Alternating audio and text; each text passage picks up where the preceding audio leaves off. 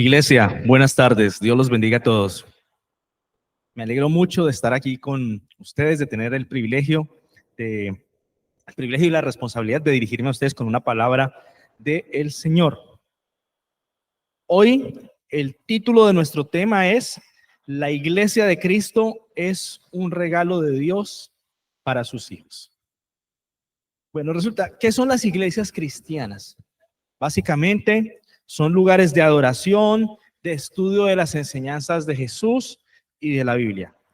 Son espacios de congregación fraternal donde los creyentes, generalmente creyentes que viven cerca en una localidad, pues se reúnen para apoyarse mutuamente, para aprender del Señor, para buscar juntos.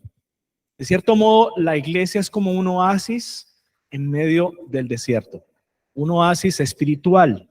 Es decir, las iglesias están puestas en espacios donde hay necesidad de la palabra de Dios, donde hay necesidad de la vida que lleva el mensaje de Jesucristo, y la iglesia, y las iglesias cristianas en este caso, somos espacios de puertas abiertas.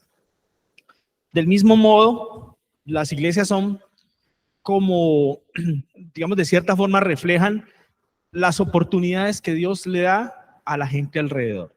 O sea, son puntos de puertas abiertas donde aquellos que no conocen al Señor pueden llegar a encontrarse con Él, a buscarlo, y es el lugar donde Dios atrae a las diferentes personas para llamarlos a su familia.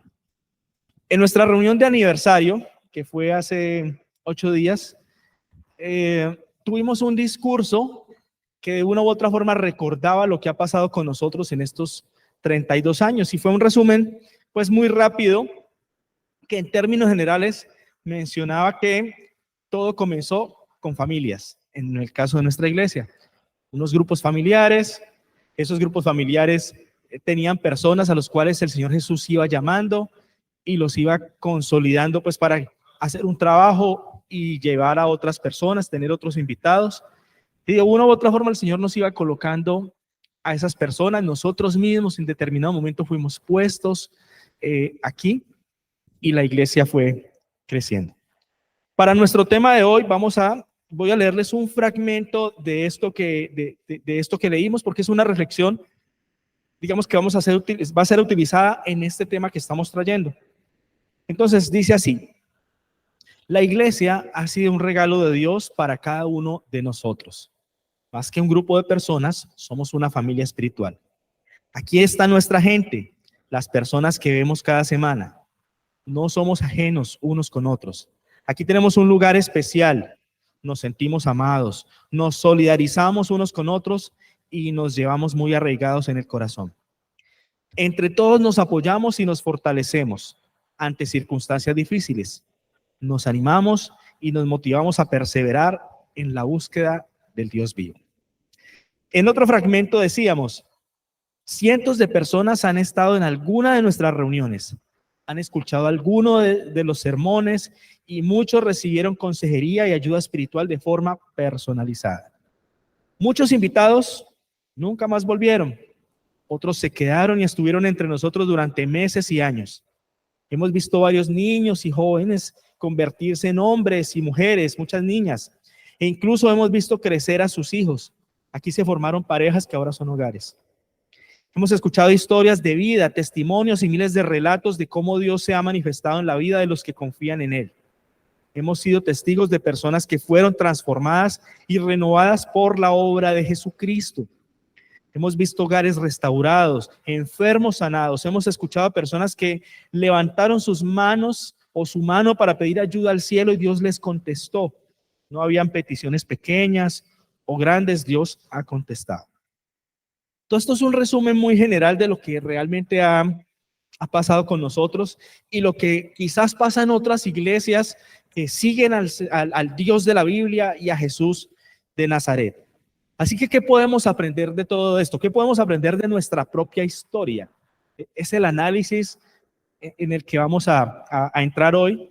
Que hay un mensaje, hay algo interesante, y creo que nos va a quedar claro la magnitud del regalo que Dios nos ha dado al tener una iglesia, y en el caso particular de nosotros, al tener una iglesia como la nuestra. Entonces, tenemos que analizar que la iglesia de Jesús tiene un modelo distinto al de todas las demás religiones. Es decir, ningún otro de los cultos a otros dioses, a dioses paganos, cultos extraños, se comporta como nos comportamos nosotros. ¿Cómo se rinde culto en otras religiones? ¿Cómo son sus reuniones? ¿Cómo ocurría en la época de Jesús o en épocas anteriores? Casi todas las religiones tienen grandes templos, altares y en general tienen lugares de reunión, lugares de convocatoria. Por ejemplo, en Asia, la religión predominante es el budismo. Y el budismo también tiene unos templos, hay unos altares, hay unas estatuas que conmemoran pues a sus figuras, sobre todo a Buda. Y la gente acude a estos sitios, a estos templos, a hacer diferentes rituales, a elevar plegarias. Y en general, digamos que siempre ese modelo se repite. O sea, este mismo modelo. Por ejemplo, en el mundo árabe, la religión predominante es el Islam. Y el Islam también tiene como unos sitios que para ellos son sagrados, en particular uno que se llama la Meca, que es donde es como, si ustedes ven o han visto, una caja negra. De esa caja negra tiene una piedra que ellos dicen que supuestamente la envió un ángel y bueno, tienen toda una historia con respecto a eso. A los musulmanes en su religión les exigen que al menos una vez en su vida deben hacer una peregrinación a la Meca. Y este templo para ellos es tan importante que todos los musulmanes en el mundo tienen la obligación 5 veces en el día de hacer sus rezos. Y cuando los hacen, ellos deben inclinarse en dirección a la Meca. Es decir, ellos en todo momento donde estén deben estar diciendo, a ver, ¿dónde está aquí todo? ¿Dónde está la Meca? Ah, la Meca está por allá. Hacia allá deben inclinarse. Entonces, digamos que el centro de su culto, de su adoración es ese espacio. Ellos tienen otros espacios, digamos, más locales, las mezquitas, pero en las mezquitas pasa exactamente lo mismo. Las personas, simplemente todo está dispuesto, alfombras, en algunas tienen café, pero todas están apuntando hacia un templo central, que es la Meca. Entonces todos los musulmanes que entran a esas mezquitas se inclinan y esa inclinación, los constructores o los arquitectos que diseñaron las mezquitas las enfocaron para que apuntaran directo hacia allá. Lo mismo pasaba, este mismo modelo, vamos entendiéndolo, se repetían las religiones de la antigua Grecia, Roma, Asia Menor. Estas religiones estaban basadas en la mitología griega. Hoy nosotros conocemos la mitología griega y de pronto en el colegio estudiamos de esto, pero esto fue una religión real. Es decir, hubieron momentos de la historia en que Zeus, en que todos estos dioses que hemos escuchado fueron adorados por personas. Había gente que les rendía culto. Estas sociedades pues eran politeístas y generalmente cuando las sociedades han sido politeístas, cada uno de los miembros pues de esta sociedad escogían al dios con el que se sentían más identificados. Pero cada uno de esos diosesitos falsos tenían su templo, tenían sus altares y casi siempre el culto era igual. Los creyentes en estos personajes inventados acudían a los diferentes templos, habían, por decir algo, unos sacerdotes de esos ídolos que oficiaban pues unos rituales. Igualmente, pues todo lo que era es decir, cuando Israel es puesto por Dios, los sacó de Egipto, pasó por el desierto y los llevó a la tierra prometida, también se encontró con, digamos, una cantidad de gente, cananeos principalmente, había muchas otras razas, por así decirlo, o personas o clanes, pero casi todos ellos también tenían unos dioses en común, que eran los antiguos dioses babilónicos. Entonces adoraban a Tamuz, a Nimrod, a Semiramis, que era pues como una especie de deidad femenina, y todo lo mismo.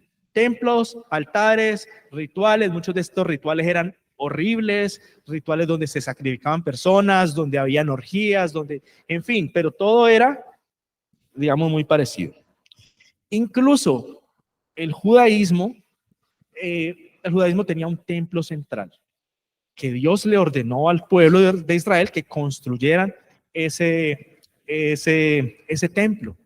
Y en el templo estaban los sacerdotes y todos los judíos debían ir eventualmente al templo. Muchas veces iban a orar, muchas veces iban a entregar sus ofrendas, sus animalitos para que el sacerdote los sacrificara. Y todo se entraba, o toda la actividad religiosa, por así decir, estaba centrada en el templo. Y habían o estaban estos otros espacios que conocemos como las sinagogas. Las sinagogas eran sitios de estudio principalmente. O sea, de hecho a las sinagogas anteriormente no iban las mujeres, porque los que tenían derecho a estudiar eran los hombres. Las mujeres debían aprender con el esposo.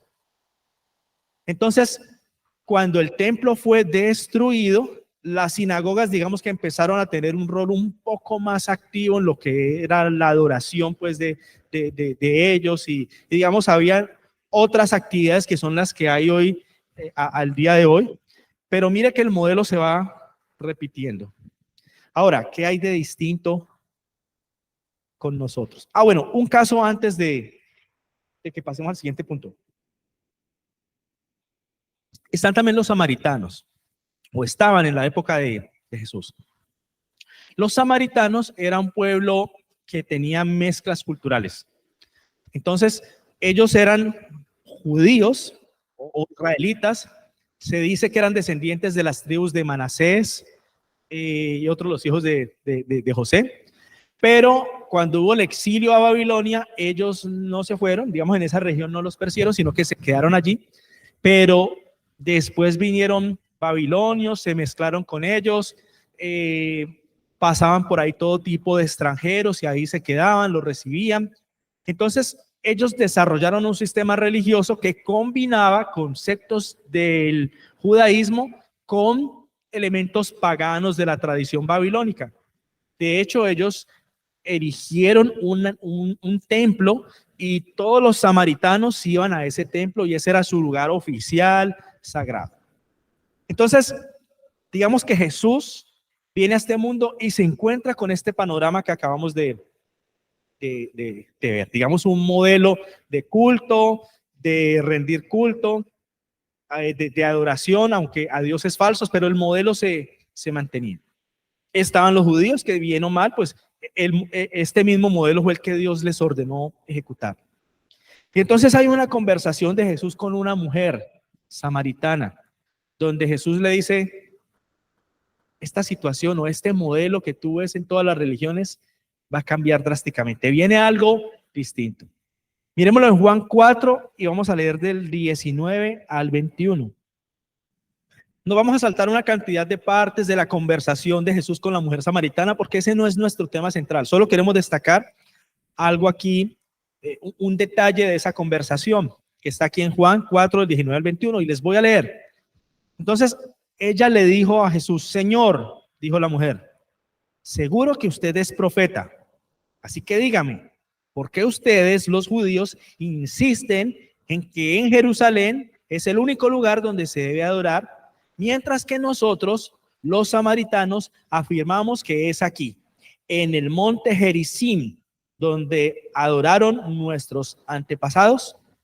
Jesús le contestó, créeme, querida mujer, que se acerca el tiempo en que no tendrá importancia si se adora al Padre en este monte o en Jerusalén. Es decir, el Señor ya tenía en mente que el modelo que Él quería para su iglesia, para sus seguidores, rompía todos los moldes, todos los esquemas que estaban impuestos en las diferentes sociedades, esquemas que están arraigados hasta el día de hoy en estas distintas religiones. Jesús sabía que su movimiento, su iglesia iba a caminar de forma distinta, iba por otro camino.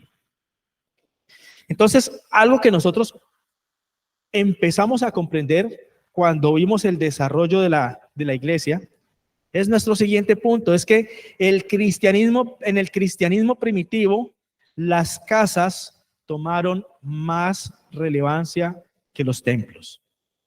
¿Cómo comenzó esto? O sea, Las casas siempre han sido el lugar de las familias, donde uno va a dormir, donde uno toma sus alimentos, donde se crían sus hijos, las personas salen a trabajar, en fin, pero la casa, y en general en ninguna religión, las casas no están relacionadas con el culto a ningún dios. Yo estuve buscando porque yo tenía esa sospecha. Yo dije, a mí me parece que no hay ninguna religión que en las casas haga reuniones. Hice una investigación. No la hay. Ninguno, ni el budismo, ni los musulmanes.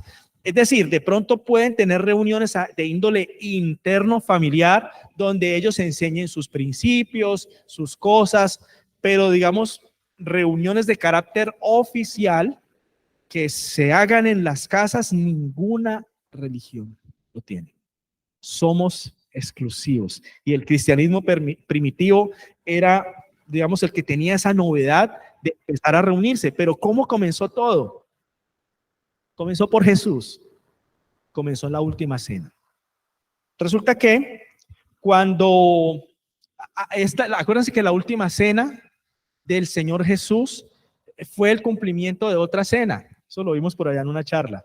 Él estaba practicando, participando de algo que se llama el Pesa, o digamos, la cena de los judíos. Una cena que Dios, cuando sacó al pueblo hebreo de Egipto, les ordenó que en conmemoración a ese rescate, a esa liberación, debían hacer una celebración. Pero esa celebración tenía un carácter estrictamente familiar. El día de hoy incluso es así, es una reunión muy, muy íntima. Entonces, la familia, el padre, la madre, con los hijos, hermanos, tíos, se reunían. Cuando había templo, digamos, en cierta oportunidad, pues se podía sacrificar a un cordero y había todo un ritual para esa reunión, partimiento de un pan sin levadura, se tomaba un vino, en fin, y era algo muy de la casa entre la familia. Pero cuando Jesús va a hacer esta última cena, obviamente Jesús era un judío, él vino a cumplir la ley establecía que se debía practicar, que todos los judíos debían practicar esta cena, así que Jesús durante todos los años de su vida tuvo que practicarla también. Incluso en sus años de ministerio, digamos que no nos narran esos acontecimientos de las otras cenas. Si Jesús lo hizo en su círculo íntimo, con María, sus hermanos, si lo hizo con sus discípulos, pero en esta ocasión Jesús lo está haciendo con sus discípulos, esa cena.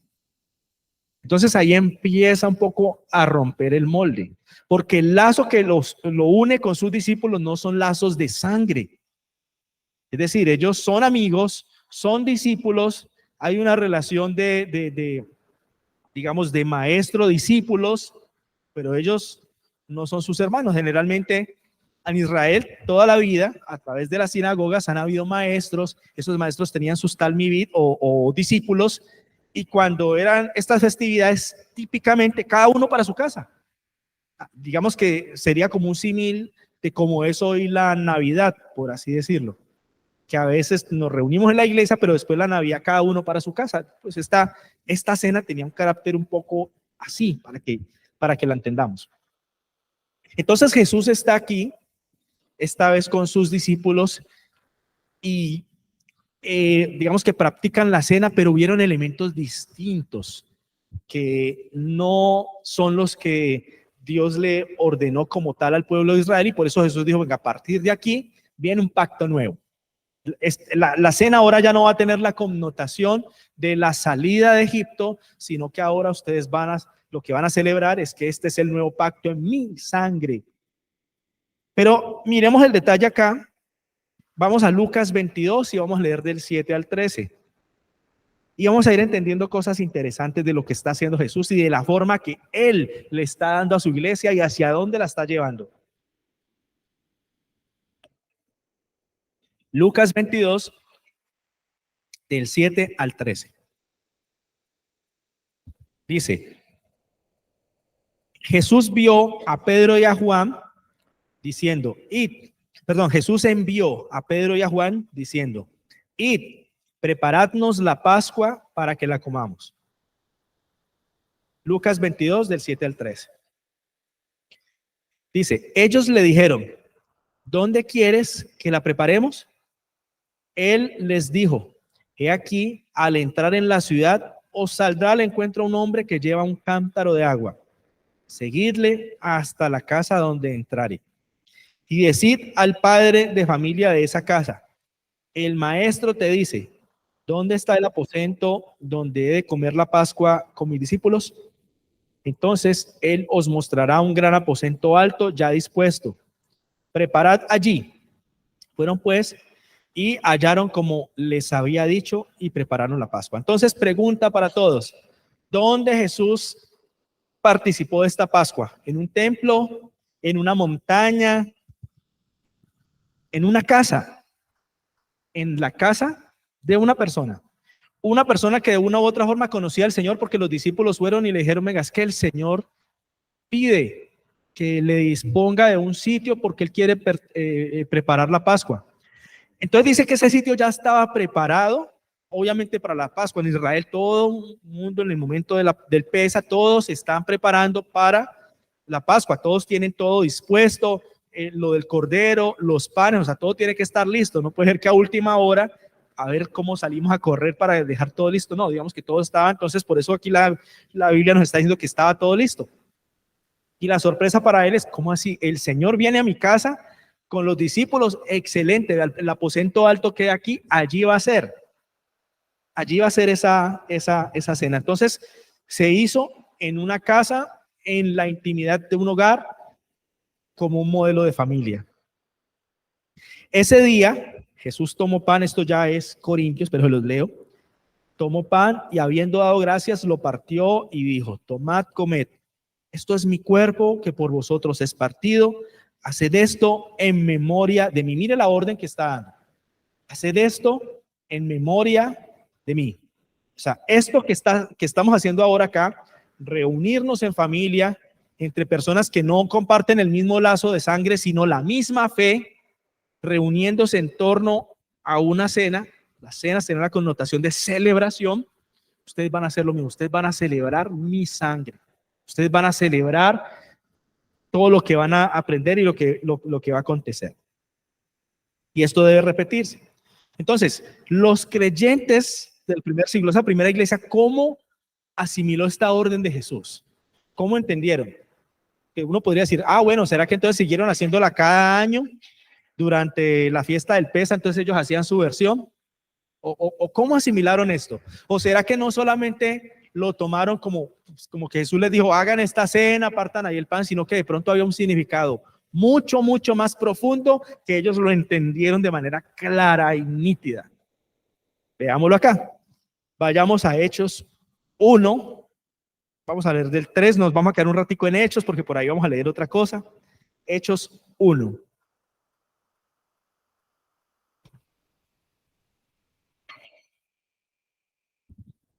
Entonces, después de esto, después de la cena, Jesús pues es entregado, Él va a la crucifixión y resucita. Y ustedes recuerdan, todos creemos que cuando Él resucitó se empezó a manifestar a sus discípulos. Se desapareció por allá en el camino de Emaús y luego cuando los discípulos estaban reunidos se les apareció.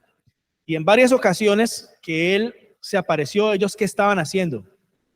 Reunidos. Y muchas veces en esas reuniones, ¿qué estaban haciendo? Estaban comiendo. Y ahí llegó Jesús. Jesús no tenía necesidad de comer, Él no le daba hambre en su estado ya de haber resucitado, pero entonces Él no estaba ahí para captar a ver qué pedacito de pan le daban, sino para tener el espacio fraternal con ellos. Ese momento de la comida era un momento de intimidad en familia. Entonces aquí en Hechos 1 del 3 al 5 dice, durante los 40 días después de que sufrió y murió, Cristo se apareció varias veces a los apóstoles y les demostró con muchas pruebas convincentes que Él realmente estaba vivo y les habló del reino de Dios. Una vez, mientras comía con ellos, les ordenó, no se vayan de Jerusalén hasta que el Padre les envíe el regalo que Él les prometió, tal como les dije antes. Juan bautizaba con agua, pero en unos cuantos días ustedes serán bautizados con el Espíritu Santo. Miren lo que está haciendo Jesús aquí. O sea, no les está mencionando cualquier mensajito. Les está dando tremendo mensaje de lo que va a pasar.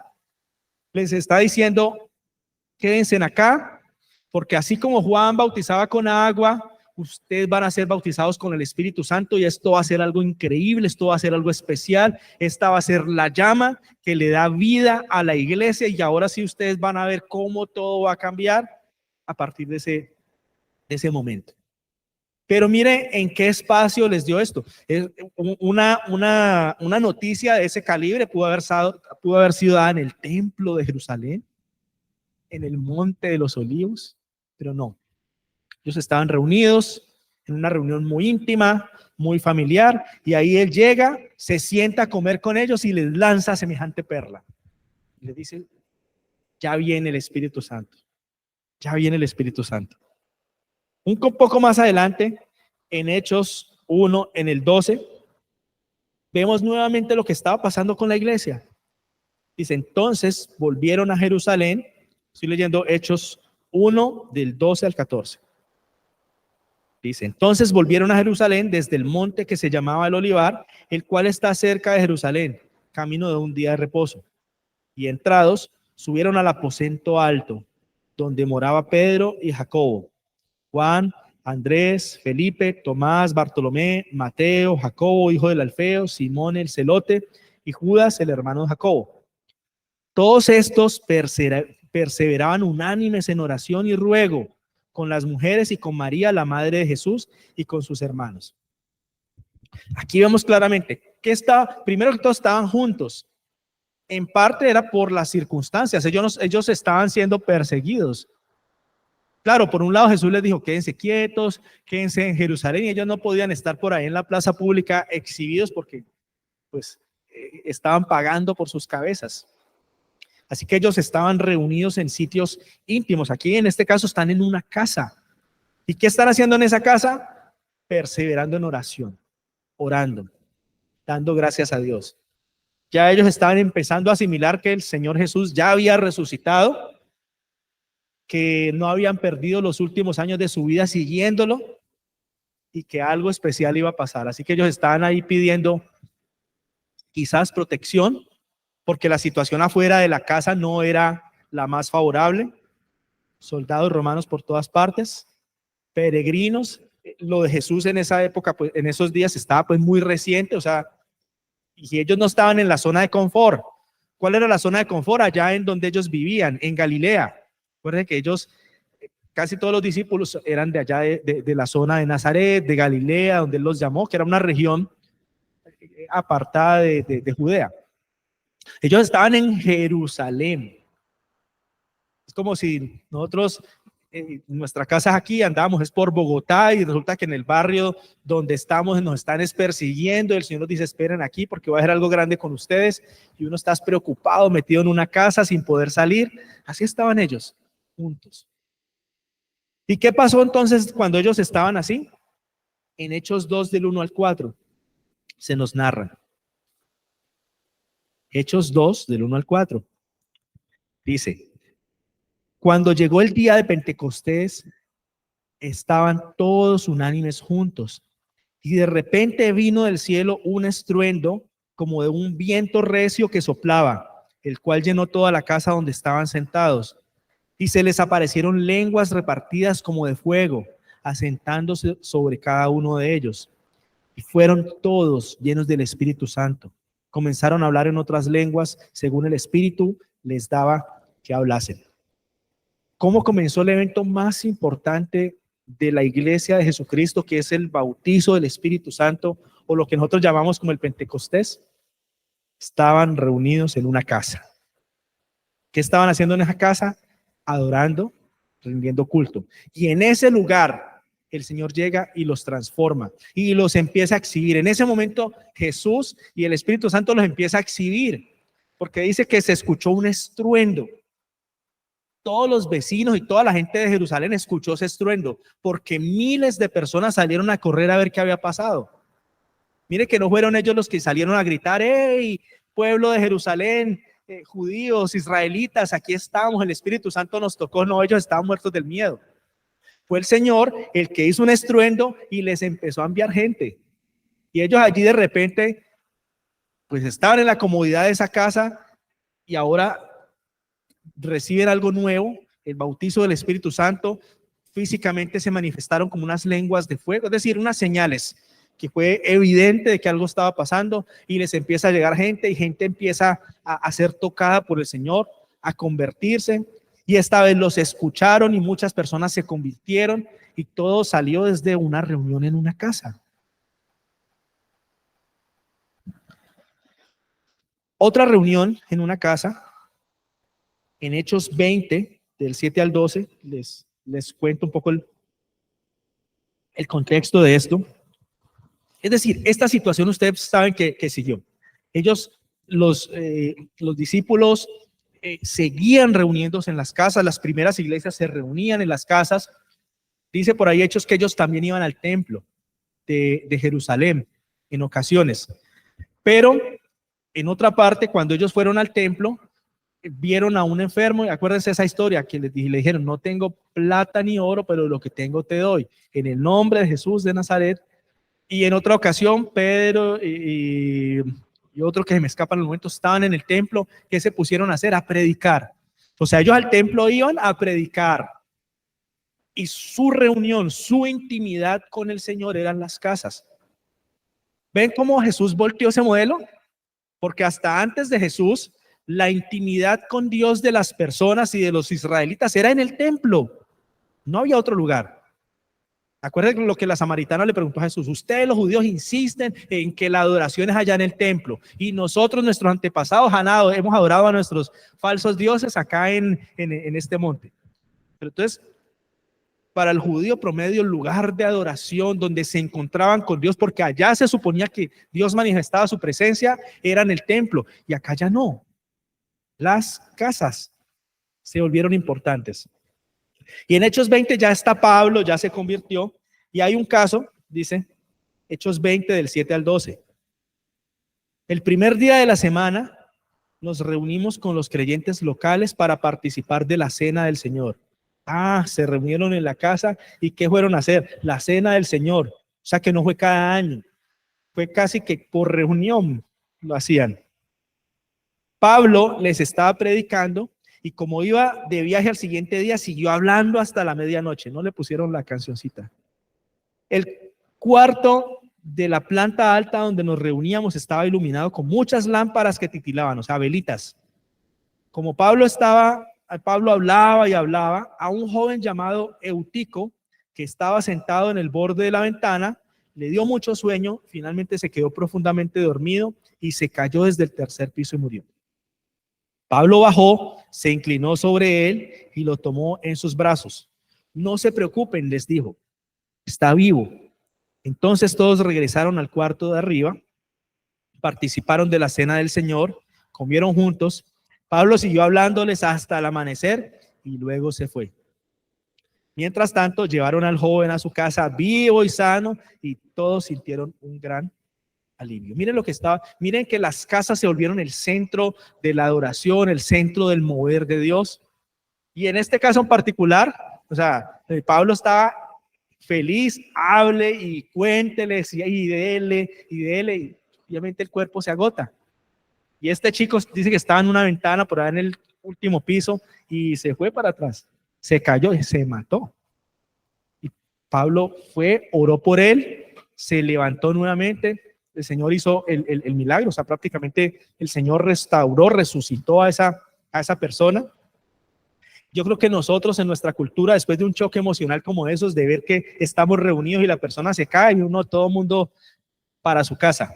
No, ellos estaban, decían que esto no nos distraiga, seguimos aquí, vamos a seguir. Vamos a seguir con lo de la cena del Señor, vamos a seguir escuchando a Pablo, y eso se fue de medianoche hasta que ya Pablo se fue. Pero iglesia, entiendan el punto al que queremos llegar. ¿Cómo fue que Dios cambió las cosas? ¿Cómo fue que nació la iglesia? Y aquí entendemos que la vida de la iglesia surgió en las casas. Los cristianos eran perseguidos, ya lo vimos.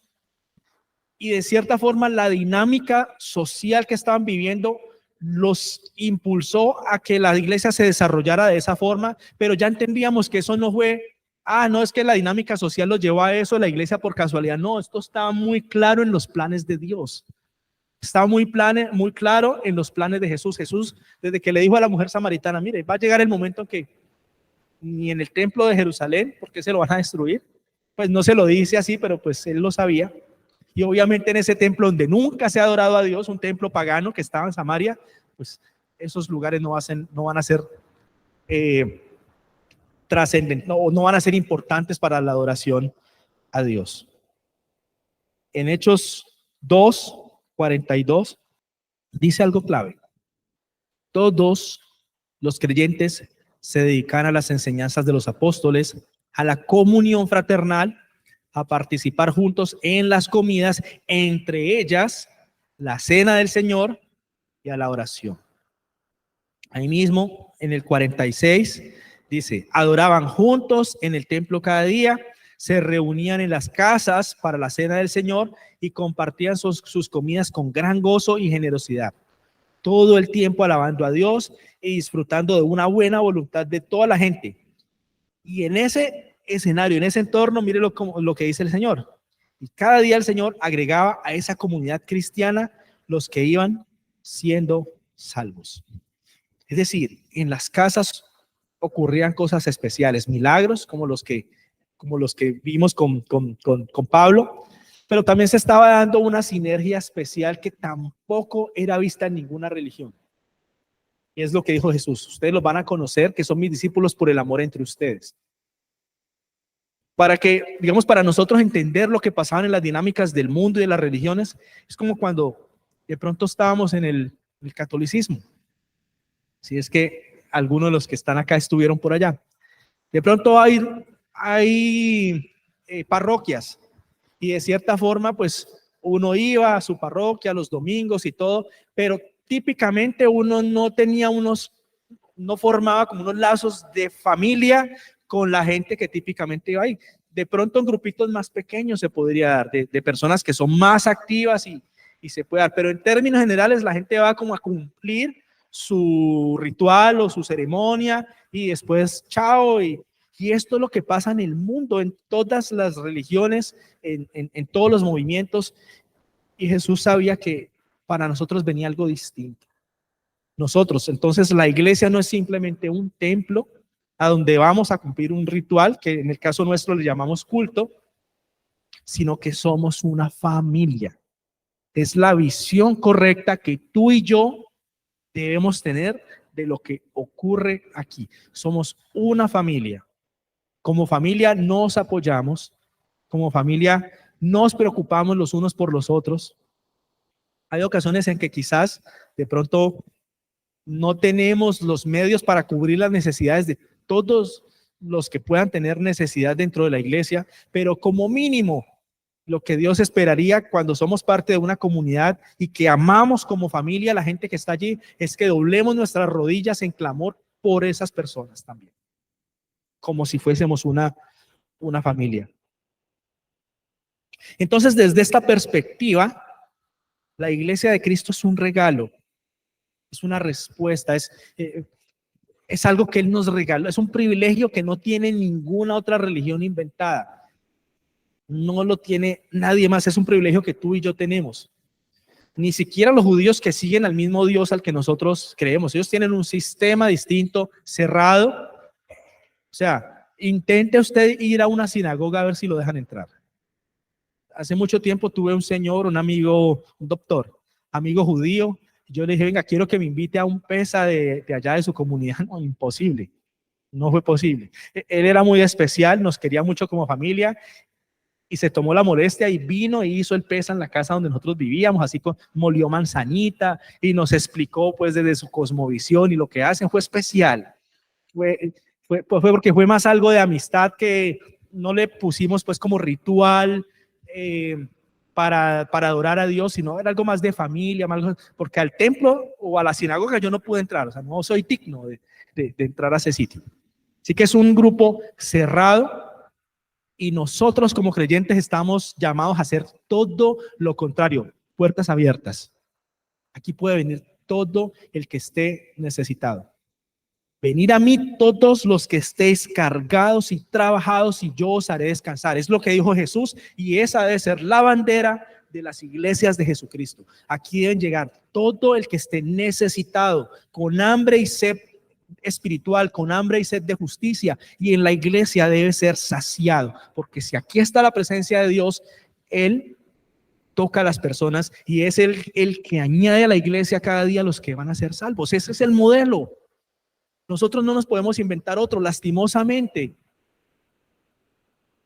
Históricamente, no solo en esta generación, el modelo que Jesús estaba pensando cuando empezó la iglesia, digamos que en cierto modo se ha apagado y quedó como de pequeñas células. Es decir, no sabemos en ciertas épocas cómo fue el mover de Dios con su iglesia. Puede que eran grupos pequeños. Él siempre tuvo, así como el profeta Elías, que en determinado momento pensaba que él era el último que quería, y resulta que no, Dios le tenía un remanente. Pero en términos generales, ¿qué pasó con la iglesia de Cristo? Al principio, pues todo este movimiento en las casas, pero ya después, cuando la persecución se acabó, cuando pues el imperio romano los asimiló al cristianismo, y ya hubieron templos cristianos también, y ya esos templos eran arquitectónicamente hermosos y grandes, y entonces ya cualquier cristiano podía ir. Entonces ya el tema de las casas, entonces digamos que los creyentes creo que pensaron en su momento, no, ya el cristianismo evolucionó, y resulta que en vez de evolucionar para parecerse más al modelo que Jesús soñó cuando estaba en la cruz, se estaba pareciendo más al modelo del mundo. Entonces, no quiere decir que como creyentes no podamos tener templos. Claro que sí. ¿Cuánto del Señor hemos recibido nosotros en este que es nuestro templo, esta que ha sido nuestra casa, esta que es nuestra familia? Pero a veces por el hecho de ya tener cómodo nuestro templo, lo que pasa en nuestras casas se disuelve.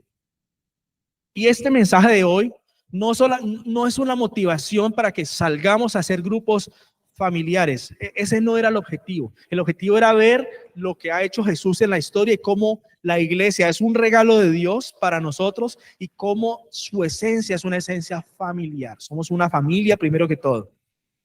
Qué bueno que nosotros pudiéramos ser de tener puertas abiertas no solamente aquí en el templo, sino en nuestra casa. Que nuestros vecinos saben que a determinada hora del día, pues ahí se ora, ahí se toca un tema de la palabra de Dios y que ellos pueden llegar para recibir algo. Y yo sé que la iglesia, en esta generación, nuestra iglesia también muchas veces ha tenido el programa de células, pero a veces ese programa de células es visto como que no, el templo es lo principal y esas células es para que haya algo de evangelización, traemos gente acá y después esas células pierden su objetivo, por así decirlo. Pero vemos un modelo bien distinto en cómo surgió la iglesia del Señor, porque de cierta forma tener las puertas abiertas en casa continúa el modelo. Es decir, usted en su casa invita a un amigo y ese amigo es como que se siente parte de la familia. Y cuando usted le habla, cuando usted le comparte de pronto algún sencillo refrigerio de acuerdo a sus capacidades, un cafecito, un tecito, en fin, pero usted lo acoge como si fuera parte de la familia, usted está siguiendo el modelo que siguieron nuestros primeros hermanos en la iglesia primitiva. Y entonces, ¿qué es lo que pasa? ¿Cómo actúa el Señor frente a estos espacios? Entonces Él ve que de pronto en una casa hay un grupo de personas y esas personas de una u otra forma empiezan a crear lazos fraternales, lazos de amor, de amistad. Y ahí se predica la palabra de Dios y ahí se hablan temas bíblicos. Y al final de pronto las personas se ponen de acuerdo para orar unos por otros y crece, digamos, una fraternidad. Entonces el Señor, ¿qué dice? Hay un grupo donde si yo pongo a alguien, esa persona se va a sentir amado, se va a sentir acogido, va a sentir que buscar a Dios tiene sentido. Así que yo le empiezo a poner personas. Y después quizás Dios nos trae a esas personas acá. Pero muchas iglesias alrededor del mundo han cambiado el modelo. Entonces, ya no es que el Señor añade a la iglesia los que han de ser salvos, ya no es que yo evangelizo para que las personas conozcan y el Señor los vaya trayendo, sino que ya tengo entretenimiento, cine iglesias, las obras de teatro, ya la alabanza es 1 o 2 horas con música, con luces, porque de esa forma quiero atraer y nos olvidamos del modelo que con audacia el Señor Jesús determinó, saliéndose y rompiendo los moldes y los esquemas de este mundo. Entonces, ¿qué podemos hacer hoy, iglesia? ¿Cuál es el llamado del Señor para nosotros? Número 1, y lo hacía yo hace la semana pasada cuando me tocó preparar el discurso para nuestra celebración, yo caía en cuenta, definitivamente, o sea, el hecho de tener la iglesia, el hecho de que el Señor me haya traído acá es un regalo para mí.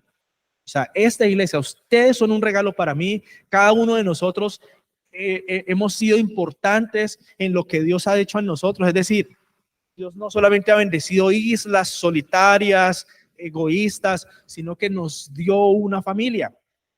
Y de pronto usted tiene su familia completa, su mamá, su papá, sus hijos. De pronto no tenía hambre de esa familia, pero seguro aquí han llegado personas sin un papá, sin una mamá, de pronto que se quedaron huérfanos, personas, mujeres a las que las abandonó su esposo, y el hecho de que llegan aquí y encuentran una verdadera familia para esa persona es absolutamente significativo, y es la forma en que Dios da respuesta de su amor a esas personas.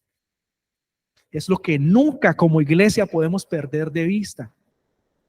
Nunca podemos perder de vista y darle siempre gracias a Dios. Las iglesias locales en términos generales pueden tener, digamos, dificultades. Unas cosas, otras, mire, los mensajes del Señor a las iglesias del Apocalipsis. Cada una tenía su detalle. No habían iglesias perfectas, de pronto había una muy fiel, pero en general todas seguían al Señor, pero por ahí tenían su detallecito que no las hacía tan sanas. Pero eso no hacía que no fueran iglesias del Señor, seguían siendo iglesias del Señor, pero hubo una voz, porque Dios le dijo, escribe al mensajero o al ángel, como nos llegan las traducciones, escribe al mensajero de la iglesia y dile tal cosa. Es decir, había voz de Dios para esas iglesias, había misericordia para esas iglesias. Y de pronto a veces en nuestra generación vemos más las iglesias como club. Hoy estoy en este club donde me divierten con excelentes prédicas que me hacen reír, me dan esto. Si algún día me regañan o me hacen algo que a mí no me gusta, pues me voy corriendo a otro, y entonces el modelo que Jesús estableció de familia, pues como que no nos interesa. Iglesia, cuando uno sale de la casa, sale con bendición y no sale pateando la puerta. Uno sale de tal forma de que las puertas quedan abiertas para volver, y que cuando vuelve lo extrañaron y lo abrazaron, en fin, porque es una familia y es el mismo concepto que debemos tener de la iglesia. Y aparte, si como complemento a lo que pasa aquí en nuestra congregación, nuestras casas son de puertas abiertas, invitamos a nuestros vecinos, excelente, esa es la obra del Señor. Muchos de esos vecinos quizás no vienen acá por distancia, por lo que sea, pero ahí en sus casas van a escuchar la palabra de Dios y van a ver con sus propios ojos que el Señor es un Dios vivo, y que aquellos que lo siguen tienen algo especial, una fraternidad, un amor entre ellos que no la ven en ninguna otra parte. Este es el modelo, iglesia. Este es el modelo al que Dios hoy nos invita a participar. Es como si Dios nos dijera, iglesia, hijos, tengo una familia para ustedes. ¿Les interesa participar de esa familia? ¿Les interesa ser miembros de mi familia? Si es así, entonces las puertas están abiertas. Pero abran ustedes también las puertas para que otros sigan haciendo parte de mi familia. Iglesia, vamos a orar. Hoy tenemos Santa Cena. Entonces, acuérdense que la Santa Cena fue el comienzo de ese, como Jesús fue rompiendo ese molde de lo que estaba establecido, de cómo el ser humano tenía en su cabeza que debía adorar dioses a través de una cena. Entonces, con esa conciencia de que esto fue un acto que salió del corazón del Señor Jesucristo mismo y que implicaba adorarlo a Él, reconocer su obra, pero una reunión o una comunión fraternal, vamos ahora a participar de nuestra Santa Cena. Invito al pastor para que por favor pase para que nos oficialice nuestra cena, y no olvidemos nunca el sentido que Dios quiere darle a la iglesia. Dios los bendiga.